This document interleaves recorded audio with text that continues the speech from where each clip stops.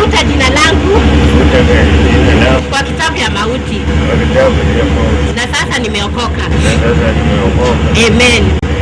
Ni maombi aliyokiri muda mchache tu baada ya umati huu kumpiga kwa madai kuwa alikuwa ameiba kutoka kwenye nyumba hii. Sasa nimepata amechapwa, lakini roho ya Mungu, because mimi nimeokoka na nampenda Yesu.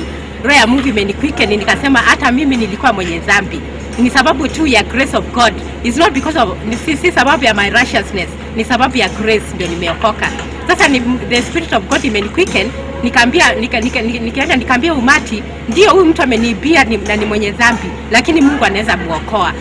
Lakini tofauti na wengine ambao wangepandwa na mori baada ya tukio hili, Joyce Mwende aliyekuwa ameibiwa aliamua kumfanyia maombi ya toba ili kumwombea msamaha kwa Mungu kwa makosa aliyokiri. God, we come before you this morning, we want to say thank you. Inaaminika sio mara ya kwanza kwa mwanamume huyu kuiba, lakini kama wasemavyo siku za mwizi ni 40. Nimeenda police station wananiambia ati nikuje nichukue huyo mwizi tupeleke ndani kwenye, hakuna venye wanaweza kutuma gari kuje wachukue. Sasa ndio huyu mama mwenyewe mwenye kuibiwa ameniambia tumsamehe. Lakini sasa ni dhahiri kwamba siku hii itasalia kumbukumbu ya jamaa huyu, kwani msamaha wa aliyemuibia tu ndio njia iliyomwokoa kutokana na ghadhabu za wenyeji waliotaka kumwangamiza. Fiona Kenga, Citizen Nipashe, Nairobi.